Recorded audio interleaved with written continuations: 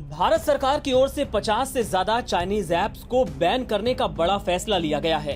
Ban किए गए apps की लिस्ट में ढेरों पॉपुलर ऐप्स शामिल हैं, जैसे टिकटॉक, यूसी ब्राउजर और शेयरिट। लेकिन सरकार ने इन तमाम ऐप्स को सिर्फ इसलिए बैन नहीं कर दिया कि ये चाइनीज हैं, बल्कि इसकी दूसरी अहम वजह बताई गई है।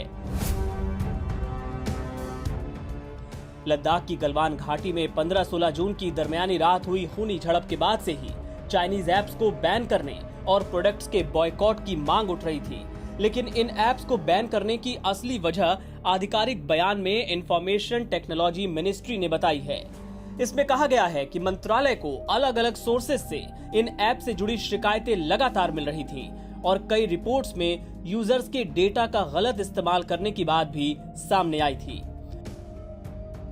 ऑफिशियल स्टेटमेंट के मुताबिक एंड्रॉयड और iOS प्लेटफॉर्म पर यूजर्स का डेटा चोरी करने और गलत तरीके अपनाते हुए भारत के बाहर के सर्वर में स्टोर करने की बात सामने आई थी।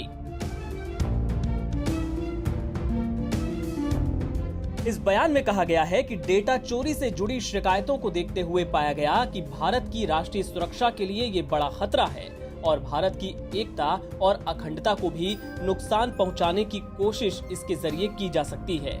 ऐसे में इन ऐप्स के खिलाफ तुरंत इमरजेंसी एक्शन लेने की जरूरत महसूस की गई।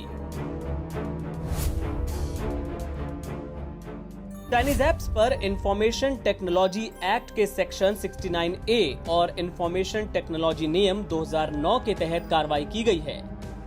सरकार की ओर से इन ऐप्स को बैन करने का फैसला इसलिए लिया गया ताकि ये देश के नागरिकों का डेटा एक्सेस ना कर सकें और उसका गलत इस्तेमाल ना हो पाए।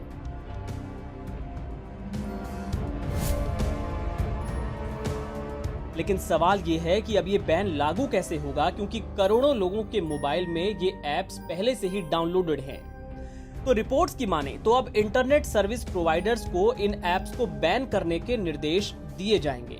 हो सकता है कि जल्द यूजर्स को एक मैसेज मिले जिसमें कहा गया हो सरकार के आदेश पर इन ऐप्स का एक्सेस रोक दिया गया है। ये तरीका टिकटॉक, यूसी न्यूज जैसे उन ऐप्स पर कारगर साबित होगा जिन्हें लाइव फीड के लिए इंटरनेट की जरूरत होती है। हालांकि ये भी हो सकता है कि ऑफलाइन इस्तेमाल होने वाले ऐप्स यूं ही चलते रहें और यूजर्स को खुद ही उन्हें हटाना पड़े। इसके अलावा बैन किए गए ऐप्स को प्ले स्टोर और ऐप स्टोर से हटा दिया जाएगा। साथ ही यूजर्स को इन्हीं सुविधाओं वाले दूसरे ऐप्स उपलब्ध कराए जा सकते हैं।